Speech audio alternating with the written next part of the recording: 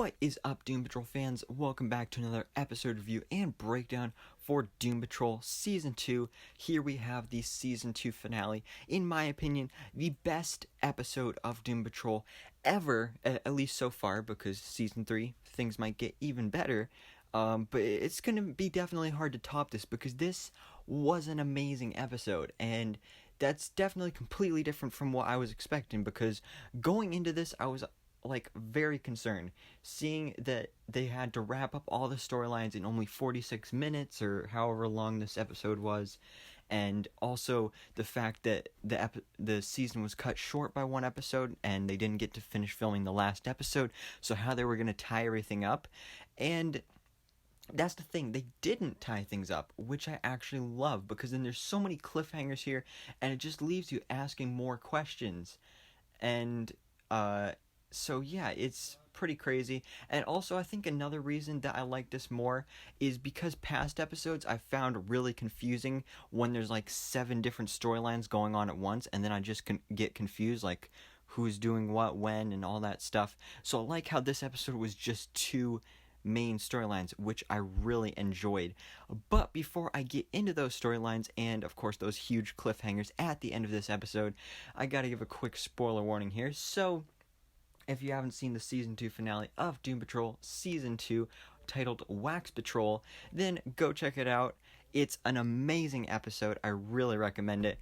But now that you've been warned, let's jump into all the goodness of this Doom Patrol episode, because it's just a masterpiece. It really is. And it's not even close to what I was expecting. And I just really loved it. So anyway, let's actually get into talking about the episode, because we start off this episode with some flashbacks of Miranda. And the 2 main storylines of this episode are obviously the Doom Patrol fight and the Candlemaker, and then you have this side one with Miranda and Jane and her whole backstory and everything. And usually I'm not too crazy about the underground stories with Jane and Miranda and all the other personalities, but this one I really enjoyed. It was very, very interesting and intriguing, because we started off seeing Miranda. She's working at this diner, and then she goes outside and she gives half her sandwich to this guy that's playing a guitar. I don't know if he's homeless or if he just doesn't have a job or something. But she's basically helping him out. And then later on we see that they actually fall in love. They move in together and everything. And it seems like everything is going good. And Miranda is just trying to convince the other personalities that this is going to be good for Kay. This is the best for her. And it'll all work out in the end. So they're having a housewarming party, because they just moved in. And, Miranda keeps iterating that she feels alone because, yeah, they're having all their friends over, but their friends are really just his friends. And I don't even remember the guy's name because he was such a jerk. I don't even want to remember his name. But they were really just his friends. And apparently more than friends, I guess, too, as we saw here, because at the housewarming party, it turns out to be not your average housewarming party, I guess you could say, because things start happening in the background, and at first I was like, all right, I guess that's just the thing that happens at parties like this, I guess. But then a couple scenes later, everybody started doing it, and it was literally a full-on sex party, which I definitely wasn't expecting, and obviously Miranda wasn't either, and she wasn't really enjoying it either, because she had her boyfriend or husband or fiance, however they were at that stage of their relationship, doing it with some other girl, while Miranda was being forced to have sex with this random guy. I think his name was Bobby or something. So that happened, and then after that, she kind of just started running away because she panicked and everything, but then she just passed out. And then we see it flash down to the underground, where we see that all of the other personalities are making fun of Miranda for what she did, and Kay won't even speak to her. And this is the reason that Miranda actually decides to go down the well and, try to kill herself. And as we see later in the episode, obviously, she actually succeeded. But so she goes down the well, and then we flash back to the actual in-person life, back to the sex party, housewarming party, whatever you want to call this thing. And then at first it wasn't completely clear, but as the scene goes on, you can definitely tell that this is no longer Miranda because Miranda is dead. This is Crazy Jane, and I like how this was not only the tragic origin story of how Miranda went down the well and why she did all of that, but also the origin story of how Jane came into power and basically became the primary, because she showed up at this party, basically stood up for herself, punched the guy Miranda was with before, and then just walked out on him. And that was pretty much the end of that. But then things get even crazier when we flash back on over to present day, as Jane is still floating around in the in the well, and she's at the bottom there, and she sees something shiny down there. So she goes to grab it, and it is a necklace. And at first I was like, well, what is that? But then I start to remember, oh, that's the necklace that Miranda was wearing. So maybe that just fell off of her when she fell down the well. But then when Jane pulls on it, a whole body comes with it, and it's none other than Miranda. So if Miranda's dead body is still down there in the well, and Miranda actually is dead, then who is that in the underground as the current primary talking to Kay? And even Kay is like, "You're not Miranda, are you?" And then the final words she says are, "Sweet baby." And if you watch season 1, then obviously you know that that is clearly a huge reference to Jane or Miranda or Kay's father, because he would always keep saying that, like, "Sweet baby, sweet baby," like over and over again. So I'm not sure how her father is, doing this, how he's in the underground, how he looks like Miranda and all this stuff.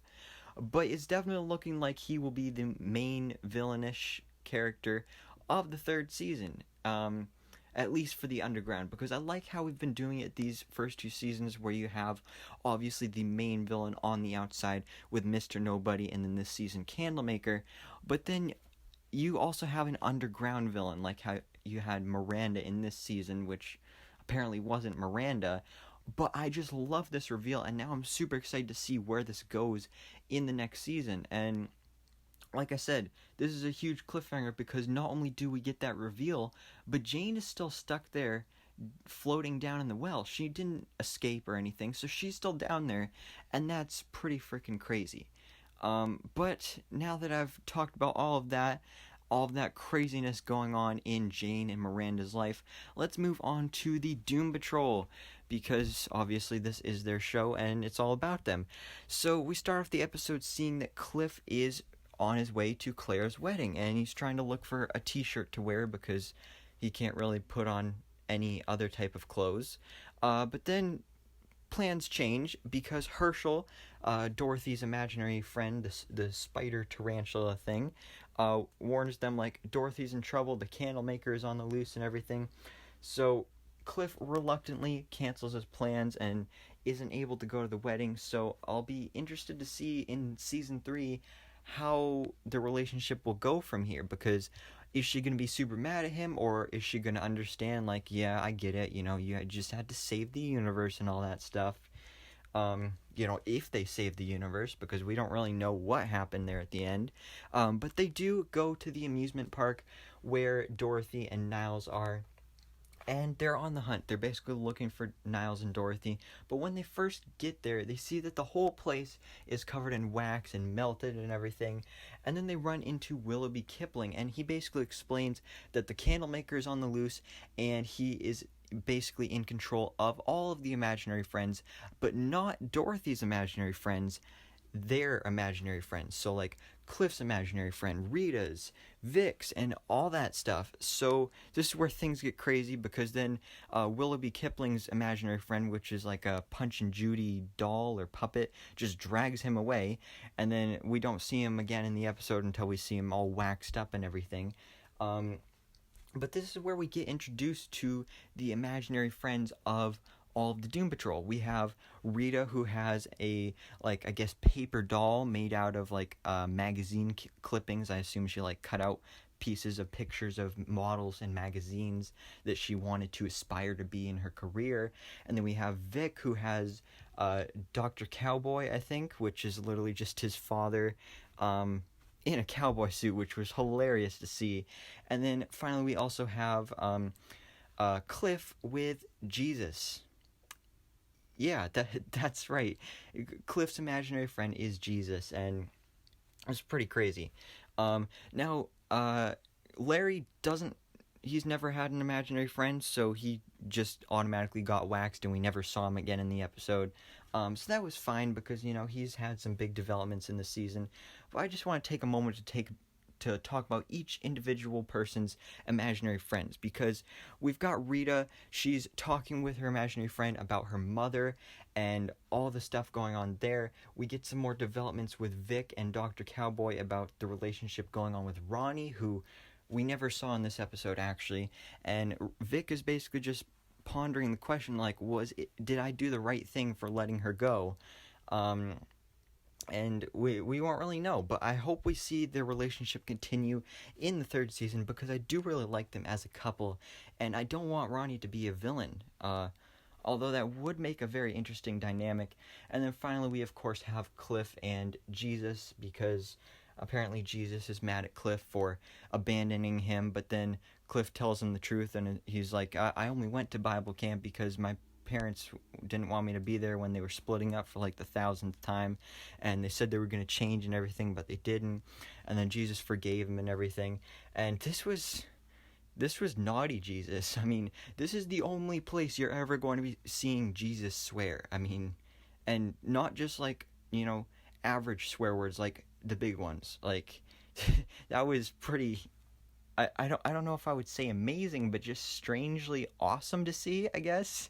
So that was completely hilarious, and I love that. But then we go back to a more serious note when each one of the Doom Patrol members turn to wax, even after Cliff like explodes into a whole bunch of different pieces, and like his head, his foot, his arm, and all that stuff all turn to wax.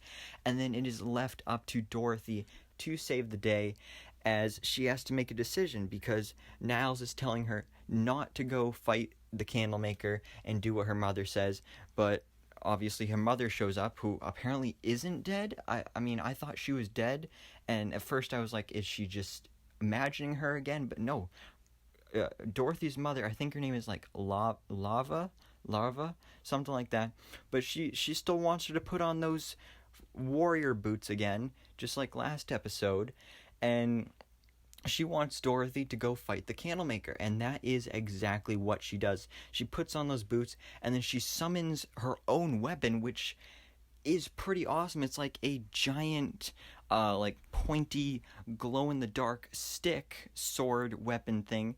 So then we basically just get some badass Dorothy action here until the Candlemaker gets summoned, and then just picks her up, swallows her into the fire. And then the season ends seeing Niles' horrified face crying out for her daughter. I mean, his daughter. And, I mean, I have to admit, I honestly did tear up a bit here, because this was a very emotional scene. Like, you've seen the journey of these two throughout the season. Niles pondering really what to do with Dorothy. Like, how can he keep her safe and also the world safe at the same time? Because she can destroy the world with just one thought, and that's very dangerous. So we've seen their relationship grow, and I just love this moment at the end of the episode. Even though Niles didn't even show up in this episode until the very end, he still had a huge impact on this episode, and like I said, that's where it ends, and that is the big, huge cliffhanger. So what happened to Dorothy?